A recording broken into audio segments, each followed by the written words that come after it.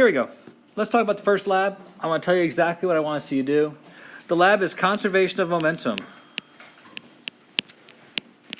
So what I want is quite simple. I want you to show me that the momentum after is equal to the momentum before.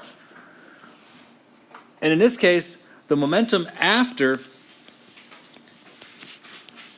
is a little hard to quantify. The momentum before is simple. It's zero. The cars aren't moving, so they have no momentum. You separate them, and the cars spirit off into each direction. And you probably have one of them with more mass than the other. So we call this car M1. This car has mass 2. It spirits off with velocity 2. This one spirits off with velocity 1. Here's the thing, and I think you guys can follow this, that M1V1 plus M2V2 should equal 0. Now I do get that one of these momentum is negative and one is positive, but for them to sum to be equal to 0, that means that their absolute values need to be equal. Does everybody understand that? Or do I have to explain? I had to explain it in fourth period. I don't want to explain it again. All right. So that's what this lab is about. You're going to compare these two by calculating the percent difference for each trial.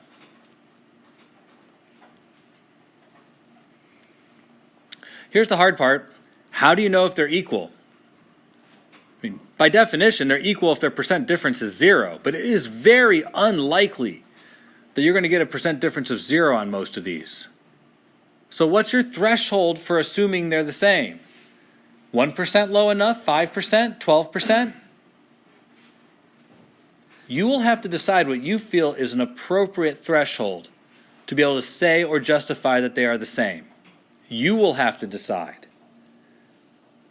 And in your decision, you should consider what things could be influencing this answer and decide how much influence they would have. For example, maybe you started your experiment off with your finger. Well, your finger has a lot of friction. And if you were unable to pull your finger up fast enough, it would scrape against the one car, slowing it down substantially. If you can put into numbers what you feel that would qualify as being an influence on your system, you could decide a threshold based on that amount of friction that you added when interacting with the car. However, what I'm looking for is for you to decide what an appropriate threshold is and see if your average is less than that threshold. Does everybody understand? I do not have an answer for what you think the appropriate threshold is. I'm looking for what you think an appropriate threshold should be.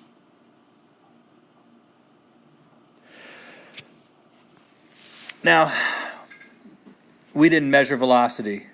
And in the original discussion earlier when I started, I asked you what did you measure and why, and how is it connected to what you actually want to show? You measured distance, which means that you have to make two assumptions. It's important that you understand these assumptions and somehow express it to me. Assumption number 1 is that the cars had a constant velocity.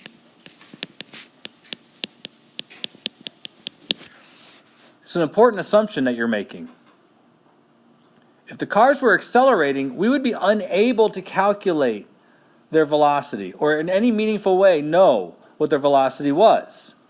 Instead, we are assuming that when they separated, because the track was level and there was no acceleration from the outside, that the velocity was constant until the cars hit the edges of the track. So, that means that the velocity is equal to delta x over delta t, which means that what we really were looking at was m1 delta x1 over delta t1, and we're comparing that with m2 delta x2 over delta t2.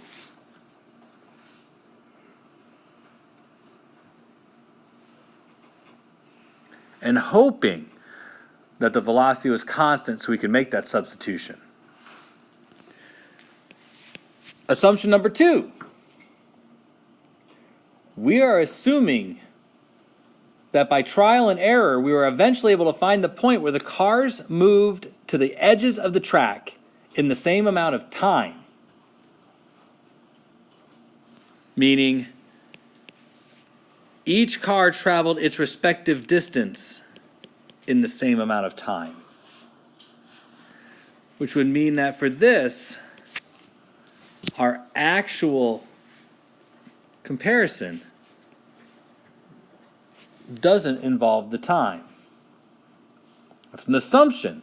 We get to that assumption by carefully moving back and forth the starting position until, through observation and listening, the cars hit the edges at the same moment. If we can do that, then we should be able to make our comparison only by looking at the displacement. This is not comparing the momentum. We can't say that we're comparing the momentum. We can say that we are comparing something that is proportional to the momentum. We're saying that the displacement is directly proportional to the momentum of the system. Actually, we're saying that the displacement is directly proportional to the velocity of the system, not the momentum, I'm sorry. So, that's why you measure distance and how it's connected to momentum. And that should answer the first question of the lab. All right. Now, I'm not going to make any assumption that you know how to calculate percent difference. You should, by this point in your high school career, know how to calculate percent difference. My experience has been that students sometimes need a little bit of refresher. So if you know how to do this, I'm sorry for insulting your intelligence, but not everybody does. Percent difference starts by you finding the difference between two things, thing one and thing two, and then dividing by the average of those two things. This should give you a fraction. A percentage is a fraction. The only difference is that a percentage is based on comparing your fraction to a denominator of 100, or how many parts out of 100. Which is what the word percentage means, parts out of 100. Yes, sir? Should we always keep it in absolute value? Yeah, because we don't care if one is greater or less than the other. We just care how far apart they are. Now, again, I hate to make assumptions. So, bear with me when I say that what I'm looking for you to do is very specific here. And I want to make sure that nobody has any ambiguity about what I'm actually asking you to count or calculate. The top is the difference, the bottom is the average. And I hate to insult you. For those of you who understand what a percentage is, but believe it or not, I know there are people in here who don't because I've heard them tell me. But you advance the decimal place twice in order to express it with the percent symbol. That's how you calculate a percent difference. Here's what I want. I want you to find the percent difference for the entire data set. And then the average.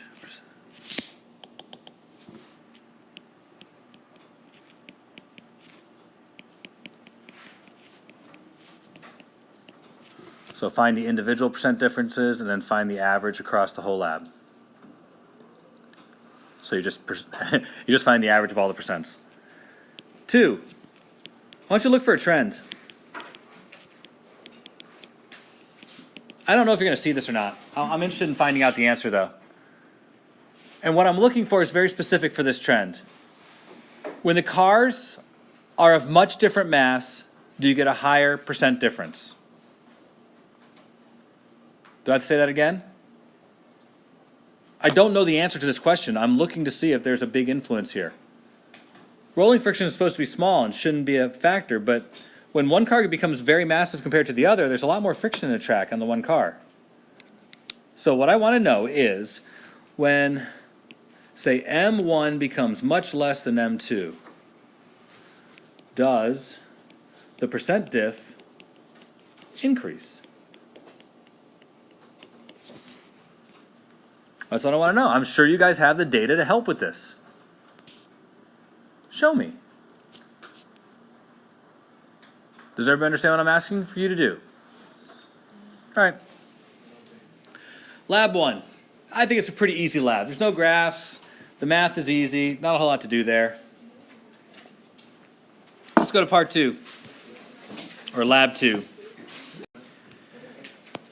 Lab 2 was more complicated. This is what you got your paper for. I gave you some instructions on what to do with that piece of paper, but let's take a look at that piece of paper for just a moment. A brief reminder of what you should have. You should have marked the center of the paper right below where the object was launched. You should have a bunch of dots over here, and then you probably have a bunch of dots like, let's say over here, and over here. And I told you guys to label this A, this C, and this B. I then told you to draw a line to the center of A, a line to the center, a line to the center of B, and a line, gosh darn it, a line to the center of C. Right? Last, I said to take and measure this angle and measure this angle. You had to measure this length, and this length. Got it? So, here's what I want you to really think about.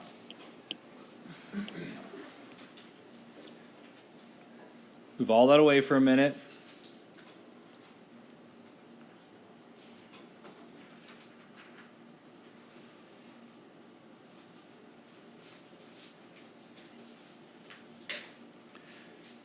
This is what we really have. The first arrow, the longer one, represents the motion of the ball just before the collision. That was its momentum. I say momentum because in this particular instance, all the balls had the same mass. And if all the balls had the same mass, then we can assume the masses here really didn't play a role. It was the velocities that really were comparing.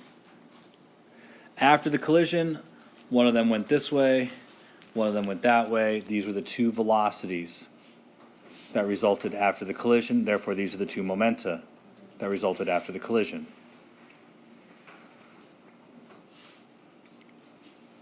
Everybody understand that? This is A, this is C, this is B.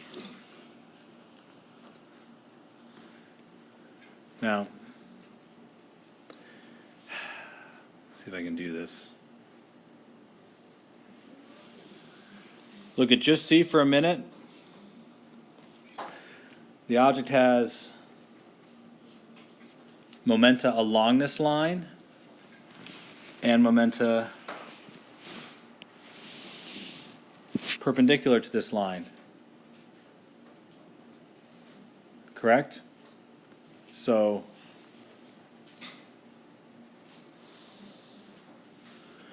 I can say that about both of them, right?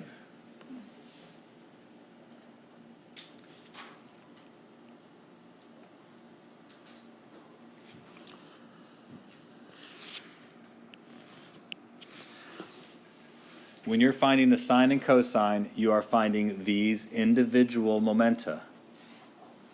The momenta along the center and the momenta in opposition. Now, ultimately, this represents the momentum in the x direction for each ball. They need to be zero, meaning they need to be equal and opposite because the original ball wasn't moving sideways. Right? It had no momenta in the x direction. So everybody understand that? This ball right here, it was moving along that dotted line. So the amount of momenta to the right should be equal to the amount of momenta to the left.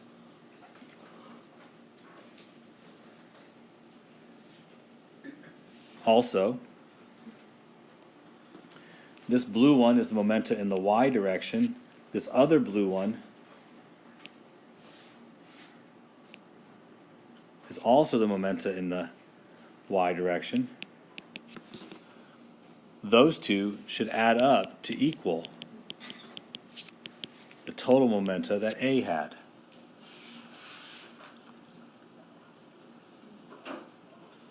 They should.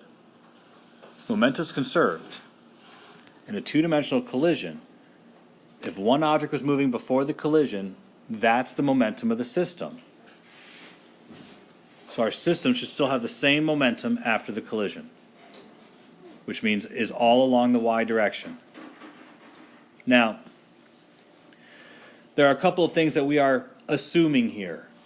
Assumption number one, this whole actual lab occurred because a ball was rolled off a table and therefore fell to the ground some distance h below the table. We're assuming that all of the marbles fell the same distance so that the time it took them all to reach the ground was the same. That's important because horizontal velocity equals range divided by time. Projectile motion, remember? If all the times were the same, then the range is directly proportional to the velocity. So just like the other lab, we can compare the distances, and our answers will be proportional to comparing the velocities.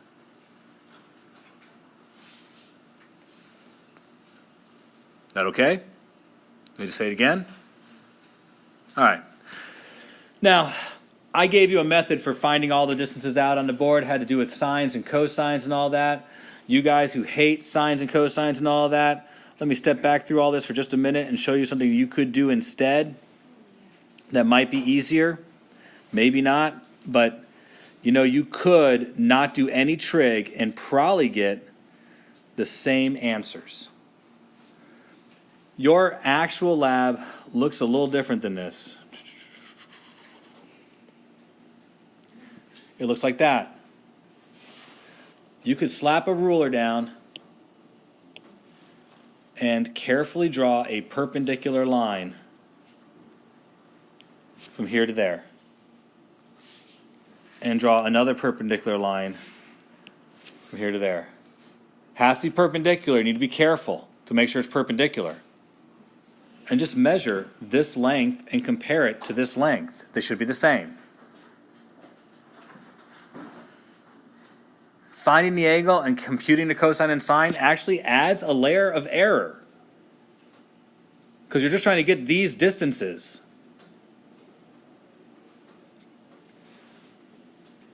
Does that make sense? Now, that being said, once you've drawn those lines in, you can measure that length too, and measure that length. Add this length to that length, and it should equal the original arrow you got the first time.